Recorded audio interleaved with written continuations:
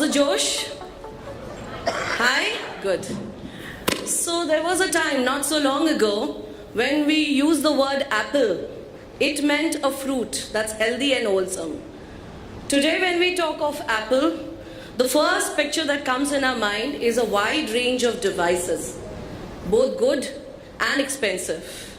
So that's what technology has done to our life. It has made it easy, it's made it less complicated, but it has also brought in a new kind of challenges which can be converted into opportunities. So ladies and gentlemen, thank you for joining us today for this panel discussion, and that's what we are here to discuss, and I'm happy to start right away. Panelists, are we ready? All right.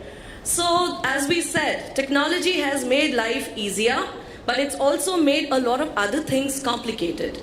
We can look at it as a challenge, and we can also look at it as an opportunity. So technology has moved from Java, .NET to machine learning, big data, Hadoop, cloud technologies, etc. So a lot has changed in the technology world. In some ways, it's easier for technology to change than for people to change.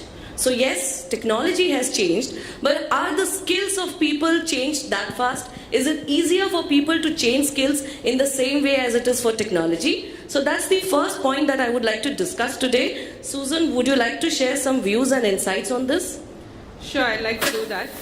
I think every organization is trying different methods to do it, and I think we at Atos Intel about 4 to 5 years back also had this dilemma. How do we equip our workforce with the relevant skills which will keep them relevant?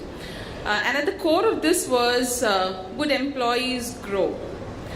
What we did was, we said that through our framework, which is called as X.0, we said that we will enable every employee to become the CEO of their career, which means we'll empower them to make choices of the skills that they'd like to learn.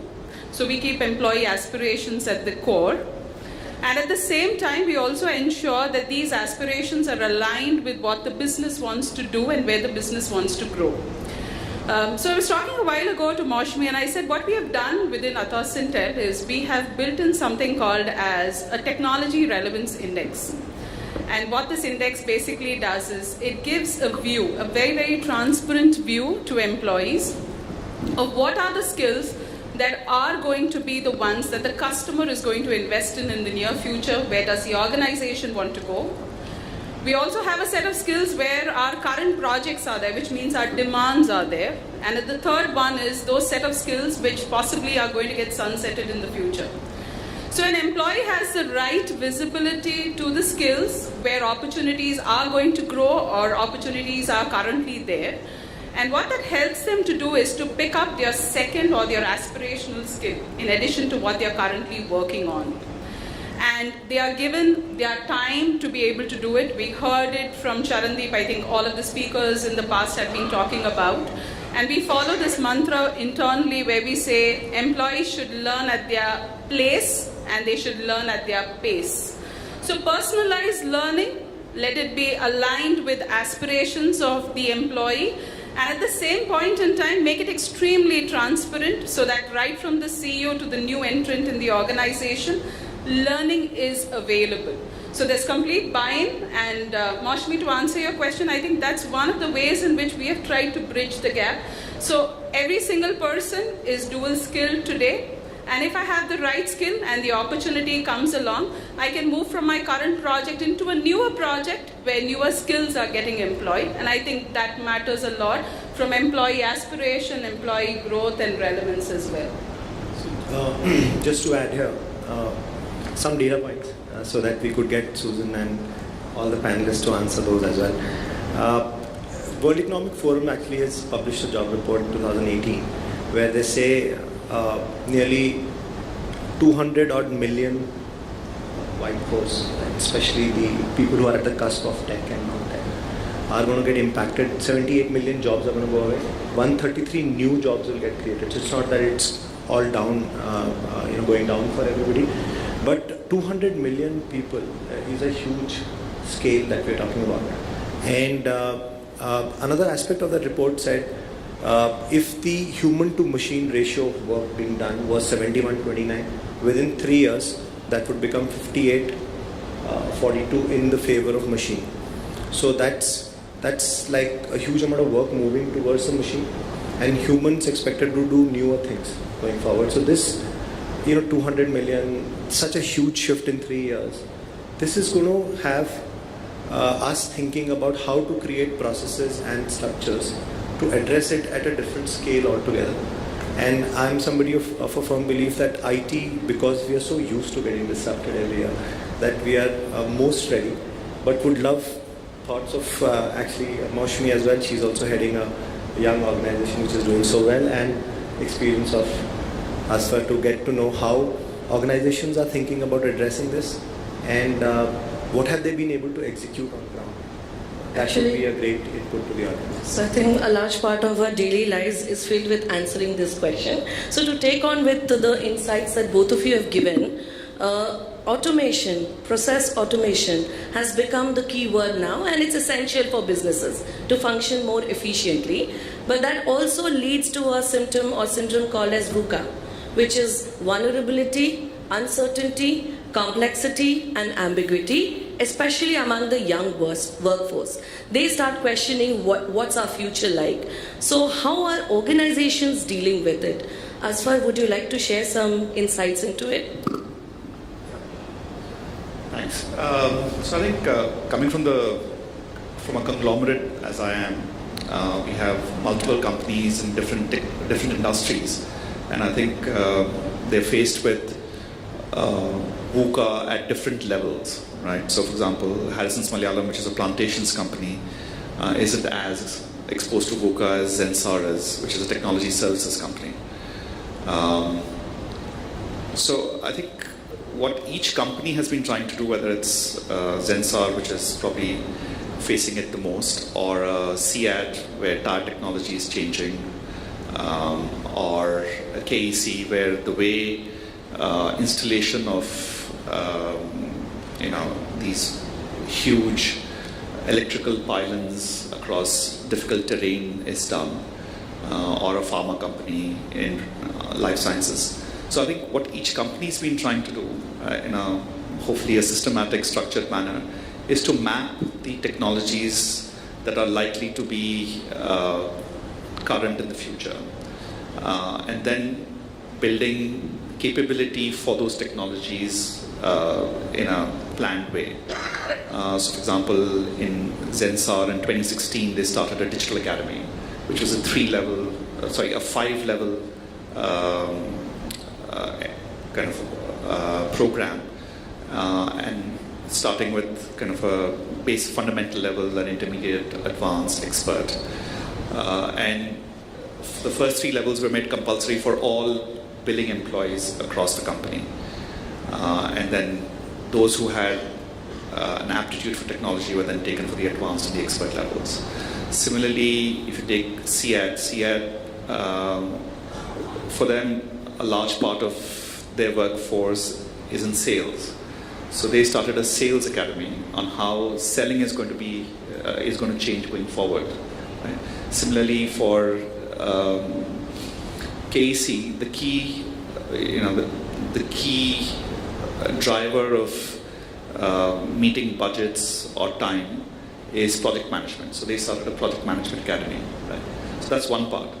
The other part, I think, which probably doesn't get covered when you talk about technology, is really how are you training leaders?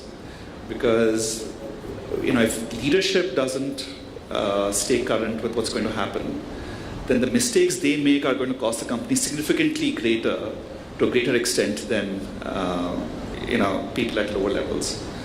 So across at the group level as well as the company level, we've had a relook at the leadership capabilities required. So we came up with a new set of 7 leadership capabilities at the group level.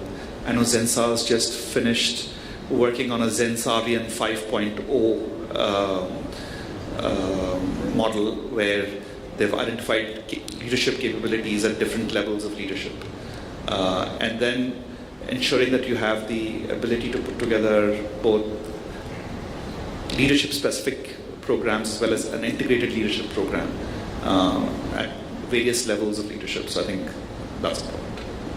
Actually, that was another point that I wanted to discuss upon, the leadership and managerial capabilities. As we see, 80-60% of our population base are now under 30. Whereas the managerial and leadership age profile is mostly late 30s, early 40s, sometimes 50s, and there is a difference in the skills as well as the values each of these two segments bring to the table. Both of them have their relevance, both of them need to synchronize and synergize. So I would like to, thanks for sharing your inputs of what you do at Zensar. Likewise, I would like to hear from Susan as an enabler and from Siddharth as what you suggest to organizations. I think one of the most important aspects is, I think he spoke about it and all of us understand, now there's no more divide between the skill set and the mindset. I think both of it go hand in hand. So while at an individual contributor level, the skills may be important and the depth of skills are important as you grow higher. I can talk from my organization point of view. We are looking at more of technology project managers or techno-functional people at this point in time. So the divide clearly is going away. So you need to be able to have the right mindset and also continuously keep building on skill. I think learning agility today stands out more than ever across that. It's just the balance between both of these mindsets that people will need to take care of. Yeah. So this is a question that's kind of at the core of what we do at Mercer Metal. We've researched over the last 10 years and exploded every job into buckets of competency needed for the job to be done well. And just 3 clear buckets of competencies would be the domain knowledge and skill that you need. And that journey itself is very rigorous in IT because every 6 months the skill needed changes. So I think that's one journey on which organizations are.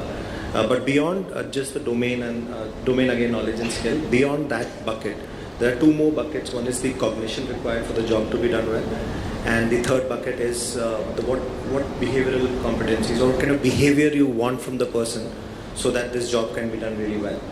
And so we have actually created an entire organization around catering to understanding what competencies are needed for various jobs across 26 different industries.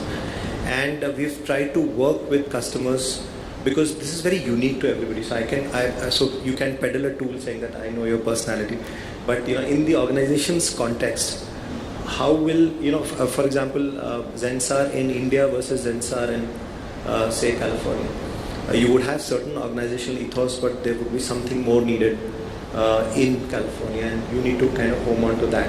So understanding what competencies requires a lot of effort because that knowledge, that experience is there in the senior leadership as well as younger people who are joining. So you need to kind of cull it out of your organization and then create a process by which you can measure it, not only for getting the right talent into your organization, but also benchmarking where your people are today on that, and then kind of align your learning dollars on where I need to invest so that everybody is kind of aligned to the organizational goal. So this is something that we do with some of our customers are here on the panel. So Susan's been working, we've been together for like I think 4-5 years now. We are a prospective customer. So it's hard work. It's not one tool or one assessment that we can throw in your direction and it'll work for everybody. It has to be your formula. And people have to devote a lot of time and effort on both ends to figure that out. And then a loop has to be created that whether this worked or not. Because if it didn't work, then something was wrong. So you might have to retire certain competencies and add certain new competencies, and that a partner can't tell you from outside. It has to be the best people on your end who can advise on how to go. So that's our approach. Lovely. And I would like to hear a little more about your experiences as a partner enabler, Siddharth. So organizations these days are investing heavily into app-based, platform-based, gaming-based employee engagement tools. And that's where organizations like yours comes into play, wherein they advise us on what would be the right thing to do. Also, you guys have a pulse on what is working these days. So how does that work out? And what would you tell us to focus on? Washmi actually asked me how come you landed up in HR because my career hasn't been in HR, so I've worked with SAPs and Hewlett Packards of the world. So 4 years back, I joined this dynamic duo, founders of Metal, and we got bought off by Mercer, which is one of the largest consulting organizations in the world, in November of last year. So I can share my experience of what's resonating with our customers.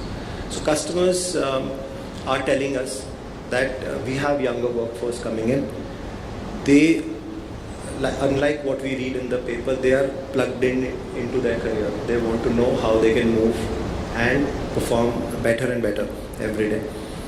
It's just that the leadership in the organization needs to give them the vision and show them where the organization is moving, so that they have a very clear picture about their role in that pursuit. And then the organization needs to enable them and tell them, these are the avenues for you to improve on competencies that you have today, so that you are well aligned and organization and you can grow together. I think that's something that's resonating with our customers.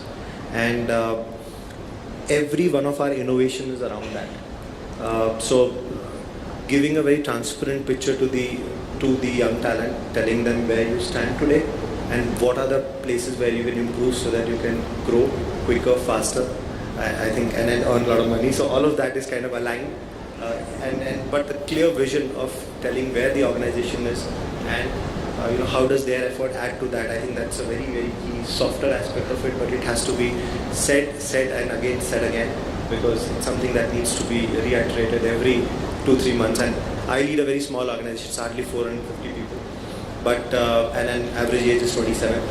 So I have to spend a lot of time. Nearly every month I have to have one session with the entire employee set, telling them how we are moving in what direction and how does their effort add up to that. So this is the story that we try and take to our customers as well, and we try and do this at scale.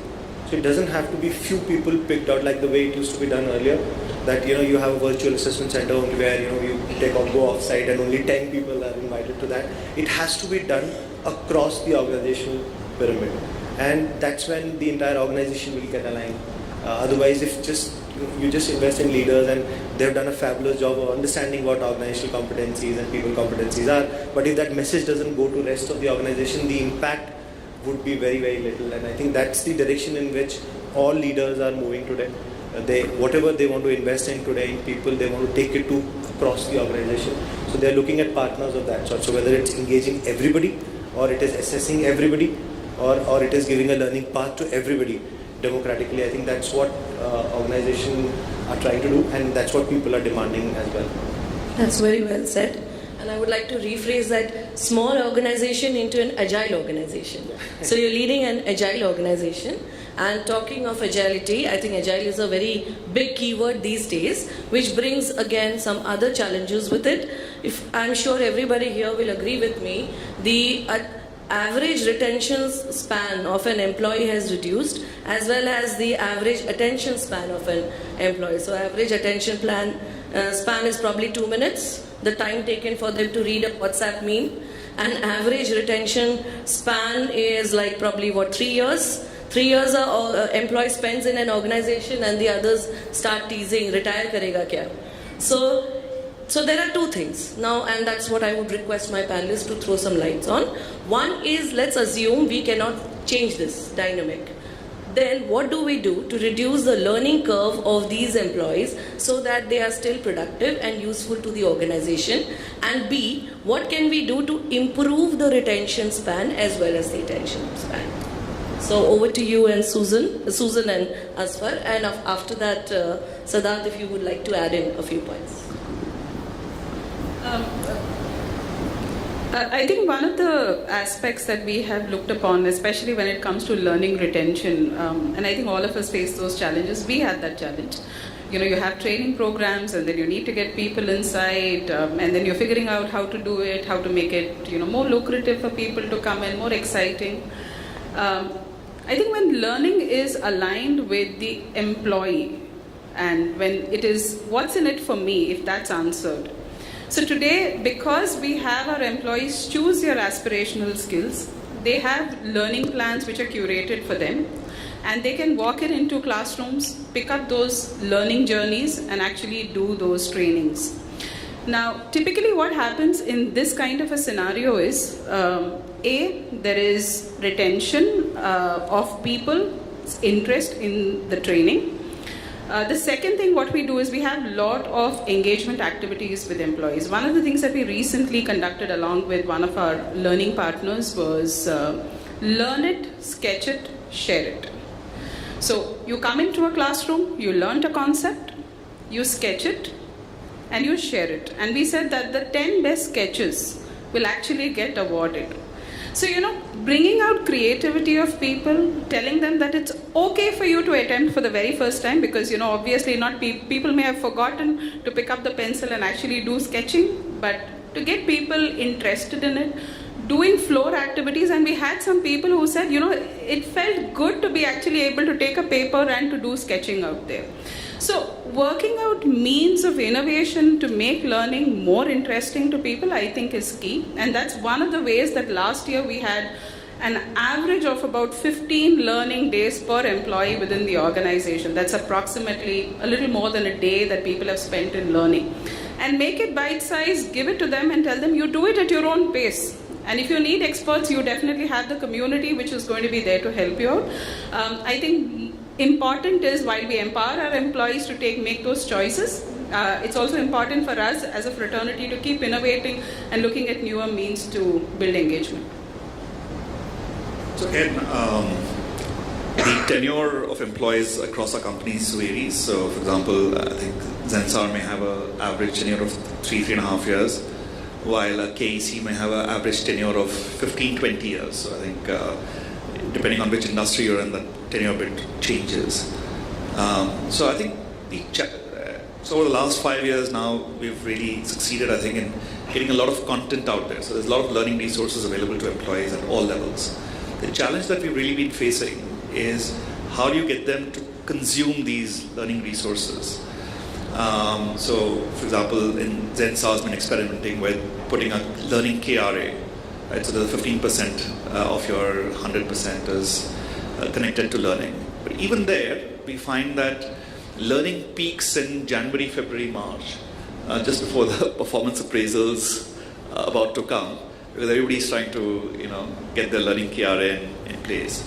So how do we move from a, compliance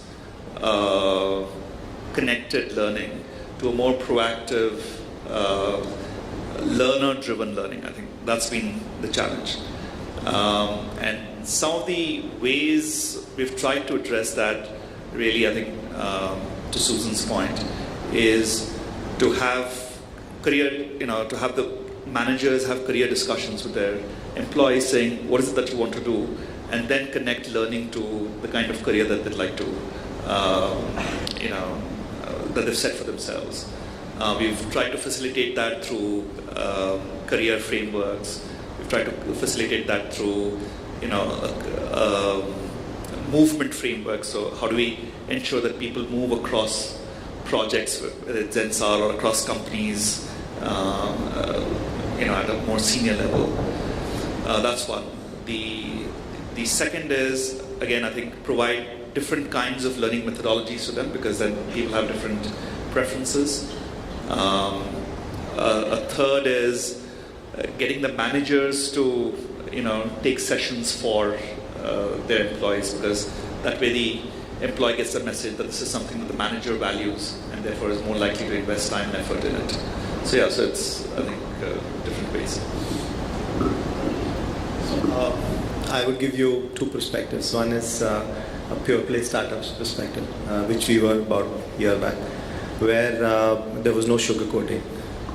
You are in the battle for survival. You have to pay salaries at the end of the month, so you have to collect in time, you have to sell in time. And the message was that we are there together as a family, but we were fighting a battle for survival. So you have to at least be at your best and putting in your best to learn what is needed for the job to be done well. And I think in startups, it's fairly brutal that if you are not able to scale up and you're not able to do the job, then the founders will have to find a new person to do the job, or they'll replace you and get somebody else to do the job, because otherwise the company will go down very quickly. In larger companies, I have seen, now I'm part of a larger company as well, so there's a lot of sugarcoating.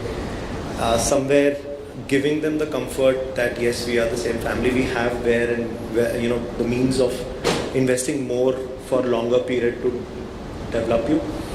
But this message has to be given that you're in a safe environment, but you have to learn and you have to take the next step towards moving. So Susan was talking about learning agility. So we worked with many of our customers. Learning agility, if you do a bit of research, just to bore you a bit, there is an aptitude part of it and there is an attitude towards learning.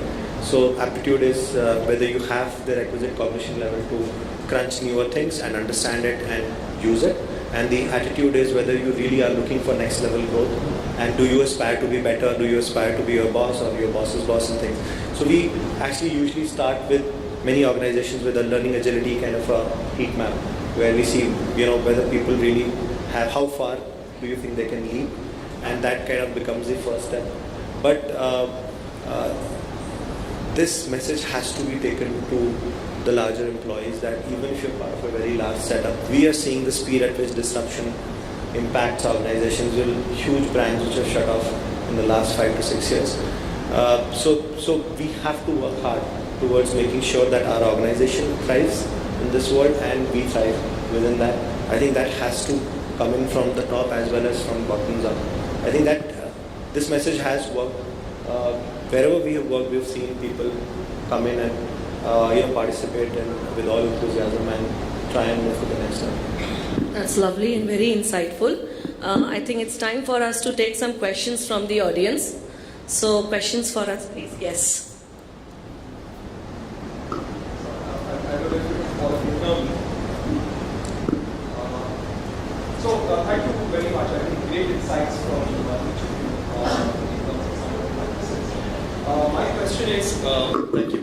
So great insights from each of you, and some real good examples of some of the best practices. So my name is Brian, I'm from Nomura, and my question is, how should organizations focus on their digital transformation strategy, keeping in mind the fact that you're operating across multi-generations, right? So people learn at different levels, some people don't want to learn, some people are rigid about the learning. That is one aspect. And by the time you devise a digital transformation strategy, say for example, how do you match that to skills which are getting fast obsolete? By the end of the day, when you've formed your strategy, you realize that skill is mostly not going to be relevant for most part of the workforce that you kind of made the strategy for. So how do you marry these two, keeping in mind that you're working with multi-generations and also knowing that a particular skill that you're investing in, or a tool that you're investing in, or a technology or a platform that you're investing in may be obsolete by the time you know that half the people may not be able to even deploy it? So I think, to my mind, a digital transformation strategy is at a much higher level. Right? So the operationalization of the digital transformation strategy, you obviously need to have checkpoints to see whether what you're doing is relevant in the marketplace or not. So for example, if I go back to the Sensor example of the Digital Academy, there'd be a periodic review to see what kind of technologies should be included in this Digital Academy, right? And there's a churn of technologies. So, we initially said, okay, we should have, say for example, social. And then we said, okay, social, 6 months later, social, not so relevant. Say machine learning is more relevant. So I remember in 2016 when we started, we didn't have machine learning or artificial intelligence as part of that SMAC menu that we put together. But then in 2017 we said, okay, we need both artificial intelligence, machine learning, deep learning to be included in that Digital Academy. So I think that you need to have periodic review of what technologies you want to work. So make it more fluid and more long-term is what you're saying. Okay. I'll just add to that, an agile methodology also works when you are cutting short the entire lifetime or the life cycle into smaller goals. So you chunk out the problems and focus on one at a time so that the investment is less. Therefore, the returns will be faster, quicker, and if tomorrow it becomes obsolete, you still made your dollar out of it. Do you have time for one more question? Yes, we'll do one more question. One more question. Yes. This side. So thank you so much. I think the beauty of attending a seminar and talk like this is to get to ask a question. Thank you so much for sharing your views. I represent TVS group companies and specifically TVS IQL Institute for Quality in Leadership. And the kind of disruptions that we are talking about happen slightly differently in manufacturing setup, where now after a long time where we have a lot of people who have specialized in IC engines and everything to do with automobiles, is suddenly are coming to a position where it's at the threat, where the electric engine is going to come up, hybrid engines are going to come up, and a lot of people who have all their lives have just learned IC engines. How are we going to help them reskill and build a workforce for future? So I just wanted to get your inputs on that, because this is not an industry which keeps facing disruptions and we are used to it, and we are continuously helping employees change. This is just one time, now it has come. Maybe from now on it will become a part of the journey, disruptions. So how do we tackle this one-time change? Thank you. I think slightly different topic, because we were kind of addressing the impact of on the IT sector, but some experiences that we have. We need to admit here that there is a gap between what educational institutes are training people for and how ready they are on the day they join the workforce. And if you look at most of the organizations, and I know IT sector I know very well because they have invested extensively in literally taking kids back to a place where they pay them but they still teach them for a year and a half before they really become productive. But even in manufacturing setups, there are extensive investments that most of the companies have made towards skilling people and getting them up to speed on what is being used in that organization. And believe you me, most of these top companies have a path that they've defined. So especially in manufacturing, the disruption won't happen. Even if it happens in the industry, it is highly capital intensive for you to change the machinery and the setup that you have existing and lay out a new production line. It takes longer, and hence the people readiness for this change is always part of the larger project plan and the investment plan whenever it is drawn out. And we've been part of many such initiatives in core manufacturing, where we are working with a lot of steel companies, a lot of oil companies, where we go in and we are very early in there. If something is going to go live, for example, a production line is going to come up and it's going to impact 2023, they've already invested in getting people ready for it. So not only their existing people, but also scouting the institutes which are closest to what talent they can provide, and then they invest in them to make them ready. So, but yeah, the problem is that some countries are doing faster than us. For example, China is doing much faster. They have huge number of people trained on future technologies.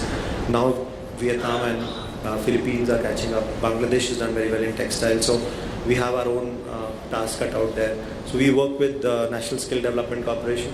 We work with nearly 24 different sector skill councils, but there is a gap. We have to admit that there is a gap, and we need to work towards addressing it. I think there's a gentleman with one more question. I have a little different question that we are engaging our employees with respect to various competencies. My specific question is particularly in the today's era when you are going to upskill, particularly the high pods. They have that kind of thought process that I know a lot. And high pods, when you are focusing on, this is a live example I'm talking about. I talked to a few of the high pods at the senior level in multinational corporation, particularly pharma. So they said, I don't need any training, So although organization believes that he needs the training, or he or she needs the training, but how can technology help us out, or how can offline also help us out? I'll take an attempt at it because I just closed yesterday with, what do we do with our high pods and sending them for a talent program. Two things out here. While the hypot is definitely around, I think it's also important as managers that we coach them for them to understand that while you're good out here and the journey has been great out here, the journey ahead will obviously require newer skills, newer competencies that need to be developed. That I think is very, very critical. And typically for our hypots, and typically when we take them for a program, the first thing that we ask people around, including managers and the employees, what's the futuristic role that you're trying to attempt for? Because what got you here may not take you ahead. I think that becomes very important. It is definitely a combination of manager being the coach, catalyst, showing the exact picture, and at the same time also ensuring that the employee's buy-in is there in the process of growing into a newer role. That together is what typically will take the hypot ahead, and from practical experience. To add to that, I just wonder whether they're high pots or they're high performers. Because usually if you have high potential, then they have a certain level of self-awareness, which means that, and they also have this willingness to learn more and grow. So Yeah, they're high performers, but at the same time, potential-wise, they are very high. They have attitude issue. So to deal with the attitude issue, what is useful, and I think Siddharth will, thank me for this when I say it, is put them through a assessment center, right? So we also we put our leaders, so people at VP levels who are considered high pots in the world, have a track record of good performance. We put them through an assessment center, and suddenly they find that based on the future roles, they're not really as good as they think they are. So I think putting them through an assessment center is a useful way of getting them down to Mother Earth.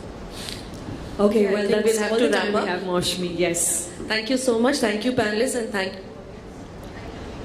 And thank you, Moshmi, for that brilliant dialogue that we had on stage. Can we have a warm round of applause for our panel?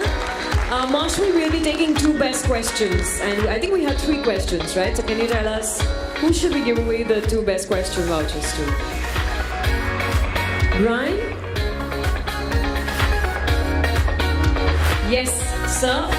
Please ensure that you go to the N Paradigm D1 stall and collect your Google Home device. Congratulations!